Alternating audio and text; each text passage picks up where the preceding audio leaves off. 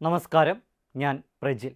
നമ്മളേവരും പ്രതീക്ഷയോടെ കാത്തിരിക്കുന്ന HSA മലയാളത്തിൻ്റെ വിജ്ഞാപനം ഡിസംബറോടുകൂടി പ്രസിദ്ധീകരിക്കുകയാണ്. അപ്പോൾ HSA മലയാളം 1-ാം റാങ്കിലെത്താൻ ഏറ്റവും പ്രധാനപ്പെട്ട ചോദ്യങ്ങളാണ് ഇന്ന് നമ്മൾ നോക്കുന്നത്. ഇപ്പോൾ നമുക്കറിയാം, നമ്മുടെ മുന്നിൽ കഴിഞ്ഞ ഒരുപാട് പരീക്ഷകൾ നമുക്കുണ്ട്. HSA മലയാളത്തിൻ്റെ ഏറ്റവും പ്രധാനപ്പെട്ട എല്ലാ മേഖലകളും ഉൾപ്പെടുത്തിക്കൊണ്ടുള്ള ഏതാനും ചോദ്യങ്ങളാണ് ഇന്നത്തെ ക്ലാസ്സിൽ നമ്മൾ പരിചയപ്പെടുന്നത്. ആത്മവിശ്വാസത്തോടു കൂടി പഠിച്ചു മുന്നേറിയാൽ വളരെ പെട്ടെന്ന് ലക്ഷ്യത്തിലേക്ക് എത്താൻ നിങ്ങൾക്ക് എല്ലാവർക്കും സാധിക്കും. ഇപ്പോൾ വരും പരീക്ഷയിൽ ഏറ്റവും മുന്നിൽ റാങ്കിലെത്താൻ നമുക്ക് എല്ലാവർക്കും സാധിക്കട്ടെ എന്ന് പ്രാർത്ഥിച്ചുകൊണ്ട് നമുക്ക് ചോദ്യങ്ങളിലേക്ക് വരാം. ഒന്നാമത്തെ ചോദ്യം നോക്കാം. നമുക്ക് പാട്ടുപ്രസ്ഥാനവുമായി ബന്ധപ്പെട്ട ചോദ്യങ്ങൾ മത്സര പരീക്ഷയിൽ ഇടം പിടിക്കാറുണ്ട്. നമുക്കറിയാം, ഈ അടുത്ത് പാർട്ട് ടൈം HSA എന്ന് പറയുന്ന എക്സാം കഴിഞ്ഞുപോയി. പാർട്ട് ടൈം HSAക്ക് ചോദിച്ച ഒരു ചോദ്യമാണിത്. അപ്പോൾ പഴയകാല കൃതികളും പുതിയ കാല കൃതികളും ഒരുപോലെ പ്രാധാന്യം അറിയിക്കുന്ന പരീക്ഷകളിലാണ് HSA പരീക്ഷകൾ. എന്നാൽ അതികഠിനമായ ചോദ്യങ്ങൾ ഒന്നും തന്നെ HSA പരീക്ഷയ്ക്ക് ചോദിക്കാറില്ല. ഏറെ ലളിതമായ രീതിയിൽ നമുക്ക് പഠിച്ചെടുക്കാൻ സാധിക്കുന്ന തരത്തിലുള്ള ചോദ്യങ്ങൾ മാത്രമേ ഇവിടെ നമ്മൾ കണ്ടുവരാറുള്ളൂ. അപ്പോൾ നമുക്ക് ഒന്നാമത്തെ ചോദ്യം ഒന്ന് നോക്കാം. രാമചരിതത്തിനെന്ന പോലെ പാട്ടിൻ്റെ ലക്ഷണം പൂർണ്ണമായും യോജിക്കുന്ന കാവ്യമേധ എന്നായിരുന്നു ചോദ്യം. Option A Ramakathappattu, Kannassaramayanam, Thirunizhalmala, Chandrolsavam. അപ്പോൾ നമുക്കറിയാം, രാമചരിതത്തിനെന്ന പോലെ പാട്ടിൻ്റെ ലക്ഷണം പൂർണ്ണമായും യോജിക്കുന്ന കാവ്യമേധ എന്നാണ്. അപ്പോൾ എന്താണ് പാട്ടിൻ്റെ ലക്ഷണം എന്ന് നമുക്കറിയാം. ദ്രമിഡ സംഘാതാക്ഷര നിബദ്ധമെതുക മോന വൃത്തവിശേഷയുക്തം പാട്ട് എന്നാണ് ലീലാതിലകത്തിലെ 1-ാം ശില്പത്തിൽ 11-ാം സൂത്രത്തിലായി പാട്ടിന് ലക്ഷണം നിർദ്ദേശിക്കുന്നത്. അപ്പോൾ പാട്ടിന് ലക്ഷണം നിർദ്ദേശിക്കുന്ന കൃതി ഏതാണെന്ന് ചോദിച്ചാൽ ലീലാതിലകമാണ്. പൂർണ്ണമായും പാട്ടിൻ്റെ ലക്ഷണം യോജിക്കുന്ന കൃതി 2 കൃതികളിൽ ആദ്യത്തെ കൃതിയാണ് രാമചരിതം എന്ന് നമുക്കറിയാം. അതുപോലെ ചോദ്യം ഇതാണ്, രാമചരിതത്തിനെന്ന പോലെ പാട്ടിൻ്റെ ലക്ഷണം പൂർണ്ണമായും യോജിക്കുന്ന കാവ്യമേത് എന്ന് ചോദിച്ചാൽ ഉത്തരത്തിലേക്ക് നമുക്ക് വരാം. ഉത്തരം തിരുനിഴൽമാലയാണ്. തിരുനിഴൽമാലയാണ് പാട്ടിൻ്റെ ലക്ഷണം യോജിക്കുന്ന 2 കൃതികൾ എന്ന് ചോദിച്ചാൽ ഒന്ന് രാമചരിതവും തിരുനിഴൽമാലയുമാണ്. ഈ ചോദ്യം വളരെ ഇമ്പോർട്ടൻ്റ് ആണ്. നമുക്കറിയാം, കഴിഞ്ഞ HSA പരീക്ഷയിലും കഴിഞ്ഞ HSA പാർട്ട് ടൈം എക്സാമിലും ചോദിച്ച ചോദ്യമാണ്. ഇതുമായി ബന്ധപ്പെട്ട് മലയാളത്തിലെ ആദ്യ കൃതി ഏതാണ് എന്ന് കഴിഞ്ഞ HSA മലയാളം ചോദിച്ചു. മലയാളത്തിലെ ആദ്യത്തെ പ്രസ്ഥാനം പാട്ടുപ്രസ്ഥാനമാണ് എന്ന് പൊതുവെ പരിഗണിക്കുന്നു. പാട്ടുപ്രസ്ഥാനത്തിൻ്റെ ലക്ഷണങ്ങൾ പൂർണ്ണമായും യോജിക്കുന്ന കൃതിയാണ് രാമചരിതം. രാമചരിതം എഴുതിയത് ചീരാമകവിയാണ് എന്നാണ് പൊതുവെ അംഗീകരിക്കപ്പെടുന്നത്. ഇങ്ങനെ പാട്ടിൻ്റെ ലക്ഷണങ്ങളും എന്താണ് പാട്ടുപ്രസ്ഥാനം, രാമചരിതം എന്താണ്, രാമചരിതത്തിൻ്റെ പ്രത്യേകതകൾ എന്തെല്ലാമാണ്, പാട്ടുപ്രസ്ഥാനത്തിലെ മറ്റു കൃതികൾ ഏതെല്ലാമാണ് എന്ന് വളരെ കൃത്യതയോടുകൂടി അടുക്കും ചിട്ടയോടും കൂടിയായിരിക്കും ക്ലാസ് നിങ്ങളിലേക്ക് എത്തുക. അപ്പോൾ നമ്മൾ ഇന്ന് നോക്കുന്നത് ചോദ്യങ്ങൾ മാത്രമാണ്. ഇപ്പോൾ രാമചരിതത്തിനെന്ന പോലെ പാട്ടിൻ്റെ ലക്ഷണം പൂർണ്ണമായും യോജിക്കുന്ന കാവ്യം തിരുനിഴൽമാല. അപ്പോൾ പാട്ടിൻ്റെ ലക്ഷണം യോജിക്കുന്ന കൃതികളാണ് തിരുനിഴൽമാലയും രാമചരിതവും. പൂർണ്ണമായും പാട്ടിൻ്റെ ലക്ഷണം യോജിക്കുന്ന ഒന്നാമത്തെ കൃതി ഏതാണെന്ന് ചോദിച്ചാൽ രാമചരിതമാണ്. രാമചരിതം എഴുതിയത് ചീരാമകവിയാണ്.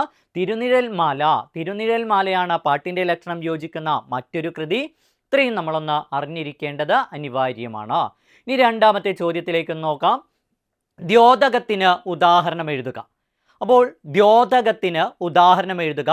ഓപ്ഷൻ എ മരം, ബി കൊണ്ട്, സി പോകുക, ഡി നിൻ്റെ എന്നുള്ളതാണ് നമുക്ക് ഓപ്ഷനിൽ തന്നിരിക്കുന്നത്.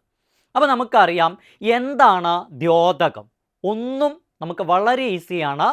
2 പദങ്ങളെയോ വാക്യങ്ങളെയോ തമ്മിൽ ബന്ധിപ്പിക്കുന്നതിന് 2 പദങ്ങളെയോ വാക്യങ്ങളെയോ തമ്മിൽ ബന്ധിപ്പിക്കുന്നതിന് അവയ്ക്കിടയിൽ ചേർക്കുന്ന ശബ്ദരൂപമാണ് ദ്യോതകം എന്ന് നമ്മൾ അറിഞ്ഞിരിക്കുക. 2 പദങ്ങളെയോ വാക്യങ്ങളെയോ തമ്മിൽ ബന്ധിപ്പിക്കുമ്പോൾ അവയ്ക്കിടയിൽ ചേർക്കുന്ന ശബ്ദരൂപമാണ് ദ്യോതകം. അതല്ലെങ്കിൽ സ്വതന്ത്രമായി നിൽക്കുമ്പോൾ അർത്ഥമില്ലാത്തതും മറ്റു പദങ്ങളോട് ചേരുമ്പോൾ അർത്ഥം ഉൽപ്പാദിപ്പിക്കാൻ കഴിയുകയും ചെയ്യുന്ന ശബ്ദരൂപത്തെയാണ് നമ്മൾ ദ്യോതകം എന്ന് വിളിക്കുന്നത്. സ്വതന്ത്രമായി നിൽക്കുമ്പോൾ അർത്ഥമില്ലാത്തതും മറ്റു പദങ്ങളോട് ചേരുമ്പോൾ അർത്ഥമുള്ളതുമായ ശബ്ദരൂപമാണ് ദ്യോതകം. അപ്പോൾ ഒന്നുകൂടി നമ്മൾ പറയുന്നു, രണ്ട് പദങ്ങളെയോ വാക്യങ്ങളെയോ തമ്മിൽ ബന്ധിപ്പിക്കുന്ന ശബ്ദരൂപമാണ് ദ്യോതകം. വടി കൊണ്ട് അടിച്ചു, വടി കൊണ്ട് അടിച്ചു. അപ്പോൾ വടി എന്ന നാമപദത്തെ അടിച്ചു എന്ന ക്രിയാപദവുമായി ബന്ധിപ്പിക്കാൻ അവയ്ക്കിടയിൽ നമ്മൾ കൊണ്ട് എന്ന ശബ്ദം ചേർക്കുന്നു. അപ്പോൾ വടി കൊണ്ടടിച്ചു രണ്ട് പദങ്ങളെയോ രണ്ട് വാക്യങ്ങളെയോ തമ്മിൽ ബന്ധിപ്പിക്കാൻ അവയ്ക്കിടയിൽ ചേർക്കുന്ന ശബ്ദരൂപമാണ് ദ്യോതകം. അപ്പോൾ നോക്കൂ മക്കളെ, വടി കൊണ്ടടിച്ചു എന്നുള്ളതിൽ ദ്യോതകം ഏത് എന്ന് ചോദിച്ചാൽ ഈസി ആയിട്ട് നമുക്ക് പറയാൻ പറ്റും, കൊണ്ട്. കൊണ്ട് എന്നുള്ളതാണ് ദ്യോതകം. കല്ലുകൊണ്ടെറിഞ്ഞു, ഇവിടെയുള്ള ദ്യോതകം ഏത് ചോദിച്ചാൽ കൊണ്ട്. ഇനി നോക്കൂ മക്കളെ, കടവരെ പോയി, കടവരെ പോയി. അപ്പോൾ കടവരെ പോയി എന്നുള്ളതിൽ അവിടെയുള്ള ദ്യോതകം ഏത് എന്ന് ചോദിച്ചപ്പോൾ നമ്മുടെ മനസ്സിലേക്ക് ഓടിയെത്തും വരെ എന്നാണ്, അല്ലേ? രണ്ട് പദങ്ങളെ തമ്മിൽ ബന്ധിപ്പിക്കാൻ അവയ്ക്കിടയിൽ ചേർക്കുന്ന ശബ്ദരൂപമാണ് ദ്യോതകം. ഇതും ഇക്കഴിഞ്ഞ HSA പരീക്ഷയിൽ ചോദിച്ച ചോദ്യമാണ്. കണ്ടോ, വളരെ കൃത്യമായി നമ്മൾ പഠിച്ചു പോയി കഴിഞ്ഞാൽ ഒരു ടെൻഷനും കൂടാതെ നമുക്ക് ഈസി ആയിട്ട് ലക്ഷ്യത്തിലേക്ക് എത്താൻ സാധിക്കും. അപ്പോൾ ദ്യോതകം എന്താണ്? രണ്ട് പദങ്ങളെയോ വാക്യങ്ങളെയോ തമ്മിൽ ബന്ധിപ്പിക്കുന്ന ശബ്ദരൂപമാണ് ദ്യോതകം. സ്വതന്ത്രമായി നിൽക്കുമ്പോൾ അർത്ഥമില്ലാത്തതും മറ്റു പദങ്ങളോട് ചേരുമ്പോൾ അർത്ഥമുള്ളതുമായ ശബ്ദരൂപം. വടി കൊണ്ടടിച്ചു എന്നുള്ളതിൽ വടി എന്നുള്ള നാമപദത്തെ അടിച്ചു എന്ന ക്രിയാപദവുമായി ബന്ധിപ്പിക്കുകയാണ് കൊണ്ട് എന്ന ശബ്ദരൂപം. എന്നാൽ കൊണ്ട് എന്ന ശബ്ദരൂപത്തിന് ഒറ്റയ്ക്ക് നിൽക്കുമ്പോൾ അർത്ഥമില്ല, മറ്റു പദങ്ങളോട് ചേരുമ്പോൾ അർത്ഥമുണ്ടുതാനും. അപ്പോൾ അതുകൊണ്ട് സ്വതന്ത്രമായി നിൽക്കുമ്പോൾ അർത്ഥമില്ലാത്തതും മറ്റു പദങ്ങളോട് ചേരുമ്പോൾ അർത്ഥമുള്ളതുമായ ശബ്ദരൂപമാണ് ദ്യോതകം. അപ്പോൾ നമ്മുടെ ചോദ്യത്തിലേക്ക് വരുന്നു, ദ്യോതകത്തിന് ഉദാഹരണം എഴുതുക. ദ്യോതകത്തിൻ്റെ ഉദാഹരണമാണ് കൊണ്ട്. നമ്മൾ പഠിച്ചു വടി കൊണ്ട് എന്നുള്ളതിൽ കൊണ്ട് എന്നുള്ളതാണ് ദ്യോതകത്തിന് ഉദാഹരണമായി വരുന്നത്. ഓക്കെ ആണോ? അടുത്ത ചോദ്യം ഒന്ന് നോക്കാം. പൂർണ്ണമായ രൂപത്തിൽ അച്ചടിക്കപ്പെട്ട പ്രഥമ മലയാള കൃതി ഏത്? പൂർണ്ണമായ രൂപത്തിൽ അച്ചടിക്കപ്പെട്ട പ്രഥമ മലയാള കൃതി ഏതാണ്? ഓപ്ഷൻ നോക്കാം. വർത്തമാന പുസ്തകം, ഊർശ്ലോം യാത്രാവിവരണം, സംക്ഷേപ വേദാർത്ഥം, വേദതർക്കം. നമുക്കറിയാം സംക്ഷേപ വേദാർത്ഥം എന്നുള്ളതാണ് ഇവിടെ ഉത്തരമായി വരുന്നത്. അപ്പോൾ ശ്രദ്ധിക്കാം, പൂർണ്ണമായ രൂപത്തിൽ അച്ചടിക്കപ്പെട്ട പ്രഥമ മലയാള കൃതിയാണ് സംക്ഷേപ വേദാർത്ഥം. സംക്ഷേപ വേദാർത്ഥം രചിച്ചത് ആരാണ് എന്ന് ചോദിച്ചാൽ ക്ലമന്റ് പിയാനിയസ് പാതിരിയാണ് സംക്ഷേപ വേദാർത്ഥം രചിച്ചത്. അപ്പോൾ പൂർണ്ണമായും മലയാളത്തിൽ അച്ചടിക്കപ്പെട്ട ആദ്യ കൃതിയാണ് സംക്ഷേപ വേദാർത്ഥം. ഒന്നുകൂടി, പൂർണ്ണമായ രൂപത്തിൽ അച്ചടിക്കപ്പെട്ട പ്രഥമ മലയാള കൃതി ഏത്? സംക്ഷേപ വേദാർത്ഥം എഴുതിയത് ക്ലമന്റ് പിയാനിയസ് പാതിരി. വളരെ കൃത്യമായി നമ്മൾ പഠിച്ചു വെക്കേണ്ട ഒരു ചോദ്യമാണിത്. ഇതെല്ലാം വളരെ ഇമ്പോർട്ടൻ്റ് ആണ്. ഏറ്റവും ലളിതമായ ചോദ്യങ്ങളാണ് HSA മലയാളത്തിന് വരുന്നത്. അതുകൊണ്ട് തന്നെ എയ്സിൽ HSA മലയാളത്തിൽ 1ാം റാങ്കിൽ എത്തിച്ചേരാൻ നിങ്ങൾക്ക് അതികഠിനമായ പരിശീലനം നൽകുന്നു. നിങ്ങൾക്കറിയാത്ത മേഖലകളിൽ ഏറ്റവും നല്ല രീതിയിലുള്ള പരിശീലനം, അതുപോലെ സ്റ്റഡി മെറ്റീരിയലുകളുണ്ട്. ഇത് കൃത്യമായി പഠിക്കുന്ന മത്സരാർത്ഥിക്ക് 1ാം റാങ്ക് വാങ്ങിക്കാം. നമുക്കറിയാം വലിയൊരു സാലറി സ്കെയിലുള്ള ജോലിയാണ് HSA എന്ന് പറയുന്നത്. ഏതൊരാളും കൊതിക്കുന്നൊരു ജോലിയാണ് അധ്യാപനം എന്ന് പറയുന്നത്. കൃത്യമായിട്ട് അത് നമ്മൾ വൃത്തിയിൽ പഠിച്ചു പോയി കഴിഞ്ഞാൽ വളരെ പെട്ടെന്ന് നമുക്കിത് വാങ്ങിച്ചെടുക്കാൻ സാധിക്കും എന്നുള്ളതിൽ ഒരാശങ്കയും വേണ്ട. അടുത്ത ചോദ്യം ഒന്ന് കണ്ടാലോ? നോക്കാം. സെക്സ് ടൂറിസം പ്രമേയമാകുന്ന നോവൽ ഏതാണ്? അപ്പോൾ താഴെ നമുക്ക് നോവലുകൾ തന്നിട്ടുണ്ട്. സെക്സ് ടൂറിസം പ്രമേയമാകുന്ന നോവൽ ഏതാണ്? എ മനുഷ്യനുരാമുഖം, B Francis Ittikora, C Budhasankramam, D Rathirathya. ഇങ്ങനെ അപ്പോൾ ഇതിൽ ഏതൊക്കെ നോവലുകളെ കുറിച്ചൊക്കെ ക്ലാസ്സിൽ നമ്മൾ വിശദമായി പറയും. ഉത്തരാധുനിക നോവലുകളും ആധുനിക നോവലുകളും അതോടൊപ്പം തന്നെ എഴുത്തുകാരും ആദ്യകാല നോവലുകളും ഒക്കെ വളരെ പ്രധാനപ്പെട്ടതാണ്. അതൊക്കെ നമ്മൾ പഠിച്ചിരിക്കേണ്ടത് അനിവാര്യം. നമുക്കറിയാം ഏറെ ചർച്ച ചെയ്യപ്പെട്ട ഒരു നോവലായിരുന്നു ഫ്രാൻസിസ് ഇട്ടിക്കോര. ഇപ്പോൾ സെക്സ് ടൂറിസം പ്രമേയമാകുന്ന നോവൽ ഏതാണ് എന്ന് ചോദിച്ചാൽ ഉത്തരം ഫ്രാൻസിസ് ഇട്ടിക്കോര. സെക്സ് ടൂറിസം പ്രമേയമാകുന്ന നോവലാണ് ഫ്രാൻസിസ് ഇട്ടിക്കോര. ഇത് എഴുതിയത് TD രാമകൃഷ്ണനാണ്. TD രാമകൃഷ്ണനാണ് സെക്സ് ടൂറിസം പ്രമേയമാകുന്ന ഫ്രാൻസിസ് ഇട്ടിക്കോര എന്ന നോവൽ രചിച്ചത്. അടുത്തത് ഇനി ഓരോ കൃതികളും വളരെ വ്യക്തമായിട്ട് നമ്മൾ ക്ലാസ്സിൽ ചർച്ച ചെയ്യും. പാട്ടുപ്രസ്ഥാനം എന്താണ്, പാട്ടുപ്രസ്ഥാനത്തിലെ കൃതികൾ ഏതൊക്കെയാണ്, ഓരോ കൃതിയുടെയും പ്രത്യേകതകൾ എന്തൊക്കെയാണ്, എങ്ങനെയൊക്കെ തയ്യാറാവണം എന്നുള്ളത് വരികളടക്കം വളരെ കൃത്യമായിട്ട് നമ്മൾ നിങ്ങളിലേക്ക് എത്തിക്കും. ആർക്കറിയാം എന്ന കഥയുടെ കർത്താവാര്? ആർക്കറിയാം എന്ന കഥയുടെ കർത്താവാര്? MT Vasudevan Nair, Zacharia, Anand, T Padmanabhan. ഏതായിരിക്കും ഉത്തരം? നമുക്കറിയാം, ഇവിടെ ഒരു ക്ലൂവിൽ നിന്ന് തന്നെ പഠിക്കാം. ആർക്കറി, സക്കറി, സക്കറി. ആർക്കറിയാം ഏറെ ചർച്ച ചെയ്യപ്പെട്ടതും ഏറെ ശ്രദ്ധേയമായതുമായ സിനിമയാക്കപ്പെട്ടതുമായ നോവലുകൾ എഴുതിയിട്ടുള്ള ആളാണ് സക്കറിയ. സക്കറിയയുടെ ഭാസ്കര പട്ടേലരും എൻ്റെ ജീവിതവും എന്നുള്ളത് സിനിമയായി വിധേയൻ എന്ന പേരിൽ നമുക്കറിയാം. അപ്പോൾ ആർക്കറിയാം എന്നുള്ള കഥയുടെ കർത്താവ് ആര് എന്ന് ചോദിച്ചാൽ ഉത്തരം സക്കറിയ. ആർക്കറിയാം എന്ന കഥയുടെ കർത്താവ് സക്കറിയ. അപ്പം ഞാൻ പറഞ്ഞു, നോവൽ സാഹിത്യമാവട്ടെ കവിതാ സാഹിത്യമാകട്ടെ ഇതൊക്കെ ആദ്യകാലങ്ങളിൽ നിന്ന് ഉത്തരാധുനിക കാലഘട്ടത്തിലേക്ക് എത്തുന്നത് വരെ നമ്മൾ അറിഞ്ഞിരിക്കണം. ഒരു കാലഘട്ടത്തിൽ മാറ്റങ്ങൾ സൃഷ്ടിച്ചിട്ടുള്ള നോവലുകളും കഥകളും കവിതകളും എല്ലാം നമ്മൾ അറിയേണ്ടത് അനിവാര്യമാണ്. നമ്മൾ കൃത്യമായ ചിട്ടയായ ഒരു പരിശീലനം നേടണം. അപ്പോൾ അതിൽ എയ്സിലേക്ക് പോരൂ. എയ്സിലെ ഏറ്റവും നല്ല പരിശീലനം നിങ്ങൾക്കായി ഒരുക്കുന്നു. അടുത്തത് നോക്കൂ മക്കളെ, നമുക്കറിയാം ഇങ്ങനെയുള്ള വരികളും ഓരോ ദളിത് അവബോധം, ഇങ്ങനെ ഓരോത് ഫെമിനിസ്റ്റ്, ഇങ്ങനെ തുടങ്ങിയിട്ടുള്ളതൊക്കെ നമ്മുടെ ചോദ്യപേപ്പറുകളിൽ ധാരാളമായി നമ്മൾ കണ്ടുവരാറുണ്ട്. ഇത്തരം ഭാഗങ്ങളിൽ നിന്നൊക്കെ വളരെ കൃത്യമായിട്ടുള്ള ക്ലാസ്സുകളാണ് നമ്മൾ തരിക. നമുക്കൊന്ന് നോക്കാം. വേലുത്തമ്പി പ്രതിമയ്ക്ക് മുന്നിലെ കൽപ്പടവിൽ വലം കൈ ഉപദാനമാക്കി അനന്തശയനത്തിൽ കിടന്ന് മുന്നിലൂടെ ഒഴുകി നീങ്ങുന്ന നഗര സൗന്ദര്യങ്ങളെ നോക്കി ഒന്നുറക്കെ ചൂളം കുത്തണമെന്നുണ്ട്. ഈ ഫെമിനിസ്റ്റ് പ്രതികരണം ആരുടേതാണ്? Vijayalakshmi, VM Girija, Rosemary, Anitha Thampi. ഒന്ന് ആലോചിച്ച് നോക്കുമോ, ഉത്തരം കിട്ടുന്നുണ്ടോ എന്ന് ഒന്ന് നോക്കിയ മക്കളെ. വേലുത്തമ്പി പ്രതിമയ്ക്ക് മുന്നിലെ കൽപ്പടവിൽ വലം കൈ ഉപദാനമാക്കി അനന്തശയനത്തിൽ കിടന്ന മുന്നിലൂടെ ഒഴുകി നീങ്ങുന്ന നഗര സൗന്ദര്യങ്ങളെ നോക്കി ഒന്നുറക്കെ ചുളം കുത്തണമെന്നുണ്ട്.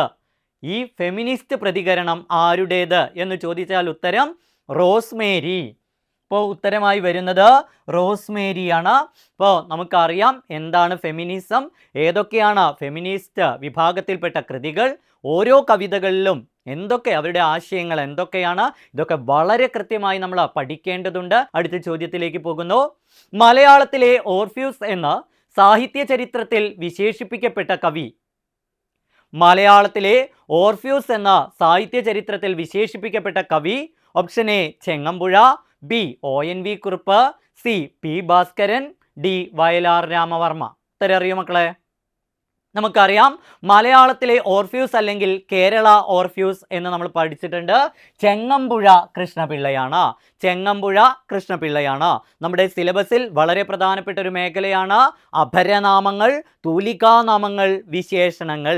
കഴിഞ്ഞ HSA മലയാളത്തിൽ നമ്മളോട് ചോദിച്ചിരുന്നു കേരളൻ ആരാണ് എന്ന്. സ്വദേശാഭിമാനി രാമകൃഷ്ണപിള്ളയാണ് കേരളൻ എന്നറിയപ്പെടുന്നത്. എങ്കിൽ നമ്മളോട് പാർട്ട് ടൈം HSAയും കയറിക്കൂടിയ ചോദ്യമാണ്.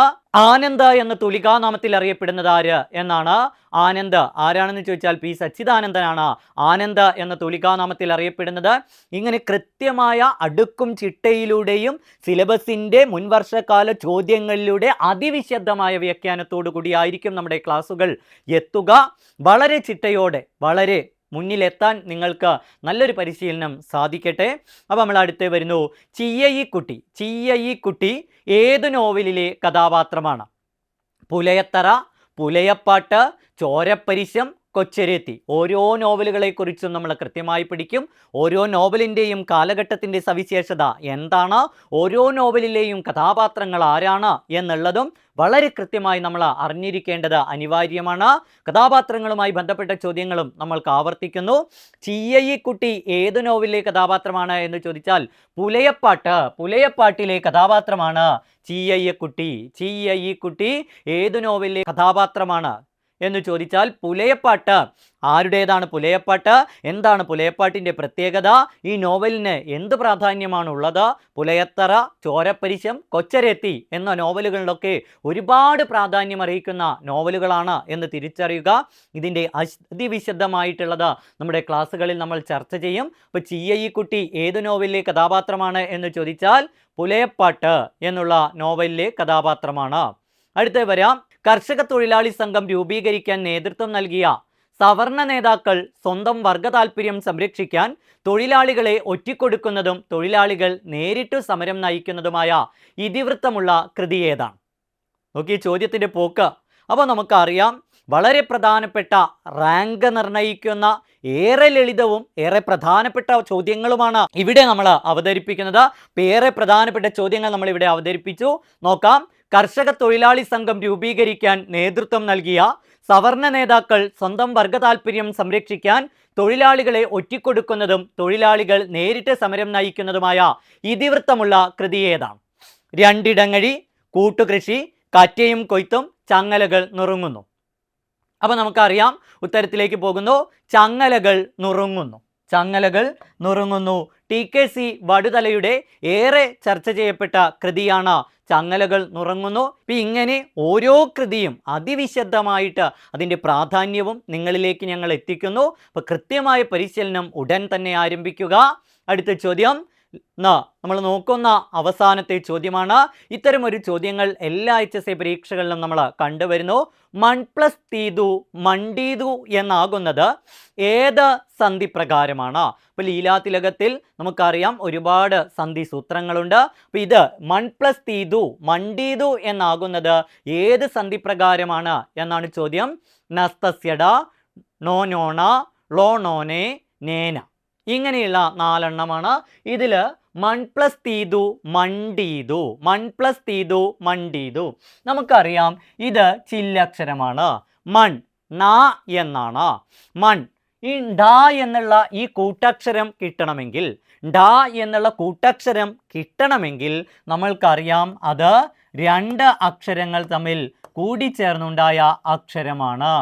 ന പ്ലസ് അല്ലേ, നെ പ്ലസ് ട ചേർന്നാണ് ഡായ് ഉണ്ടാകുന്നത്. നെ പ്ലസ് ത ചേർന്ന് ഒരിക്കലും ഢ എന്ന് പറയുന്ന അക്ഷരം നമുക്ക് ലഭിക്കില്ല. അപ്പോൾ നോക്കുക, ന എന്നുള്ളത് നോക്കുക, നായോട് കൂടി ആര് ചേരണം മക്കളെ? ട ചേരണം. അപ്പോൾ ഇവിടുന്ന് തന്നെ ഉത്തരം എഴുതാം. നായും ആദ്യത്തിൽ ടായുമുണ്ട്, നായും അവസാനത്തിൽ ടായുമുണ്ട്. ആദ്യത്തിൽ നസ്തസ്യഡ എന്നുള്ളതാണ് ഇവിടുത്തെ ഉത്തരം. നസ്തസ്യഡ. അപ്പോൾ ശ്രദ്ധിക്കുക, നായും തായും ചേർന്നാൽ നമുക്ക് ചേർത്തെഴുതുമ്പോൾ കിട്ടുന്ന പദം ഏത് ചോദിച്ചാൽ മണ്ടീതു എന്നാണ്. എന്നാൽ ന് പ്ലസ് ട ചേർന്നാണ് നമുക്ക് ഠ എന്നുള്ള അക്ഷരം കിട്ടുന്നത്. അപ്പോൾ അത് നിങ്ങൾ മനസ്സിലാക്കണം.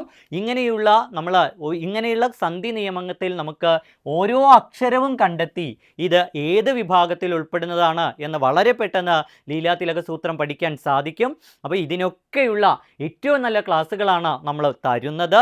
അപ്പോൾ മണ്ടീതു എന്നാകുന്നത് ഏത് സന്ധി പ്രകാരം എന്ന് ചോദിച്ചാൽ നസ്തസ്യഡ എന്നുള്ളതാണ്. എന്നുള്ളത് ന ഇവിടെ ഉണ്ട്. അത് കഴിഞ്ഞിട്ട് ടായാണ്, ണ അധികം ടായാണ് ഡായായി മാറുന്നത്. അപ്പം ഢ എന്നായി മാറുന്നു. നസ്തസ്യഡ എന്നുള്ള നിയമമാണ്. ഇങ്ങനെ ഓരോ കാര്യങ്ങളും അതിവിശദമായ രീതിയിൽ കൃത്യമായി ലീലാതിലകം, കേരള പാണിനീയം, നമ്മുടെ മലയാള സാഹിത്യത്തിലെ എല്ലാ കൃതികളെയും ഒരുമിച്ച് കോർത്തിണക്കിക്കൊണ്ടാണ് നമ്മുടെ പരിശീലനം മുന്നോട്ട് പോകുന്നത്. അപ്പോൾ നല്ല രീതിയിൽ നിങ്ങൾ പഠിച്ചു കഴിഞ്ഞാൽ ഒരാശങ്കയും വേണ്ട, വളരെ വലിയ ഒരു സാലറി സ്കെയിലുള്ള ജോലിയിലേക്ക് നിങ്ങൾക്ക് എത്തിച്ചേരാൻ സാധിക്കും. അതിന് നിങ്ങളെ മുന്നോട്ട് നയിക്കാൻ ഏറ്റവും നല്ല അധ്യാപകർ നമുക്ക് സജ്ജരാണ്. മാറുന്ന കാലത്തിന് മാറ്റത്തിൻ്റെ ചോദ്യങ്ങളെ തിരിച്ചറിഞ്ഞുകൊണ്ട് ഓരോ നിലയും HSA മലയാളം, അടുത്ത HSA മലയാളത്തിന് ഉറപ്പായും വരുന്ന ചോദ്യങ്ങൾ കണ്ടെത്തി അതിവിദഗ്ധമായ രീതിയിലുള്ള പരിശീലനമാണ് എയ്സ് നിങ്ങൾക്ക് നൽകുന്നത്. അടുത്ത HSA പരീക്ഷയിൽ 1ാം റാങ്കിലെത്താം എയ്സിനൊപ്പം. നന്ദി, നമസ്കാരം.